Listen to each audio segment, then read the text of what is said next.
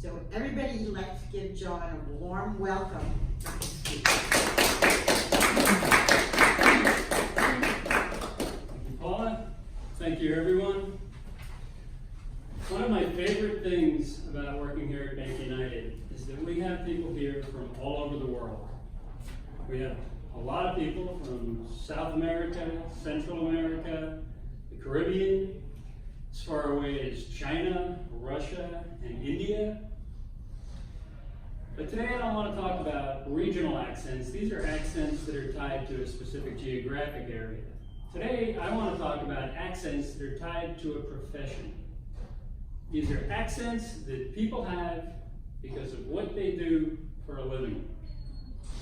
I see some skeptical faces out there. Some of you are thinking, are you sure you mean accent and not the terms that are used, the specific language or words that are used for particular industries? I'm talking about full-blown accents and all the qualities that accents have.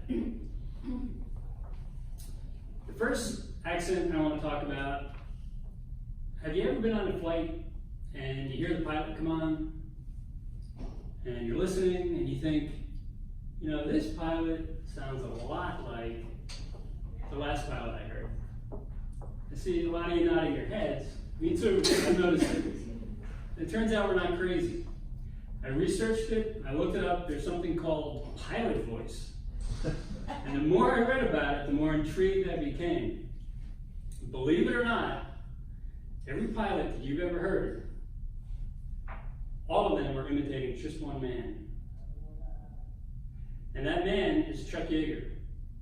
Now you might wonder, why would he imitate Chuck Yeager? And some of you might wonder, who's Chuck Yeager? Chuck Yeager was one of the first test pilots. He was the first man to fly in a jet-powered airplane. He was the first man to break the sound barrier. And he came from West Virginia, the Appalachian Mountain areas, and he had a good old boy accent, just kind of a calm, relaxed voice, and he is the epitome of cool under pressure. And he's flying in a tin can that's riveted together. The engineers are pretty sure it's not going to melt from the friction, the air friction around him. And he's up there, and a little red light comes on, and he says, there's a little red light on the panel, it's flashing. Looks like no clicking because that's part of the pilot voice. Long extended Looks like it's the landing gear doesn't want to come down. I'm going to toggle that up and down a couple of times and see if I can't change its mind. Pilot voice is peculiar because it's at once soothing and also authoritative. So the person sounds like they're calm and in control. The other accent I want to talk about is called Rabbi Accent. And Rabbi Accent has a number of characteristics. With Rabbi Accent, the rabbi will use elements of American Yiddish. Now, Yiddish is an actual language spoken in East Germany, eastern part of Europe, really, mostly Germanic. And the words from Yiddish have incorporated their way into the English language. I'm sure a lot of you know a lot of these Yiddish words. You may not know they're Yiddish. If I said, Bill, you've been a mentor for me since I started here at Toastmasters, you're a real inspiration. You are a real mensch. A mensch is a Yiddish word. It means a stand-up guy, somebody that's a good person. Schmuck is the opposite of a mensch, and I see a lot of you smiling because everybody always knows the curse words from foreign languages. Rabbi Accent will use Yiddish, and Yiddish has a couple of qualities. One is that it brings in language, it brings in words from Yiddish. Another is the speech pattern. They will speak, they'll start their sentence with perhaps a noun or the subject or a verb instead of using traditional English grammar.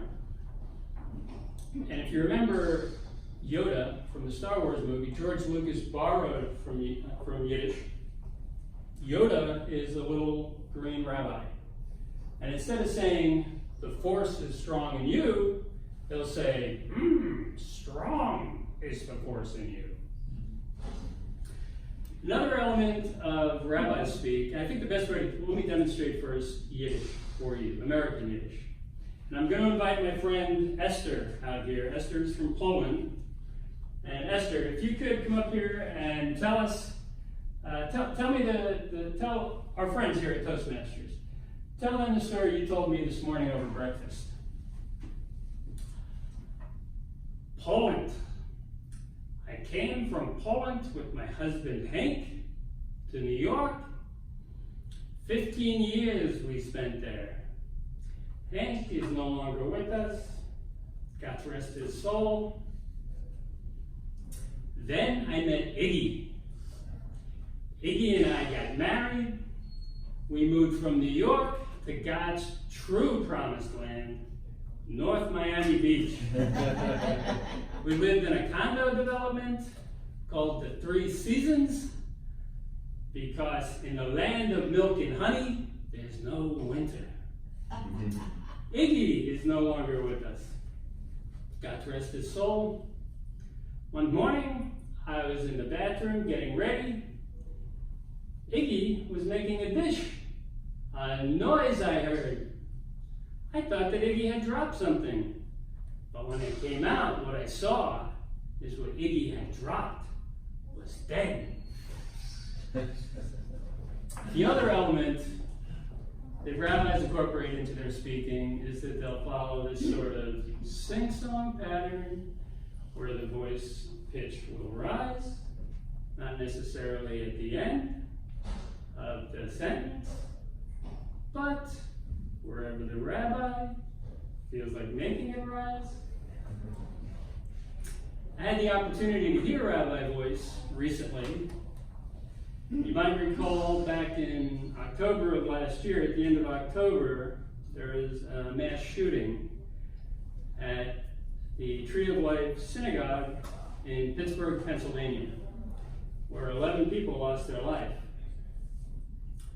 After the shooting, Trump came out and said, yeah, maybe you should hire some armed guards and lock yourselves in during your service.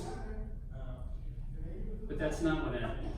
What they did instead inspired me and made me feel proud to be a human being. They started a social media campaign that they called Show Up for Shabbat. Shabbat is the weekly service that they hold on Friday evenings or on Saturdays. And hundreds of thousands of people showed up. They were told to close their doors. They opened it up to the world. They invited Muslims and Christians, Buddhists and Hindus, Sikhs and secularists, everybody, and they showed up in droves. And when they were told to shut themselves in, instead they opened themselves to the world. And they said, Shalom L'chaim, hello to life. And what can I say to that but Mazel Tov?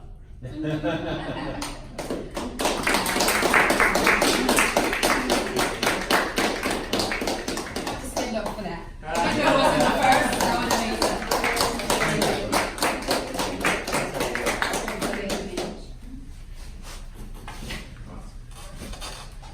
Wow.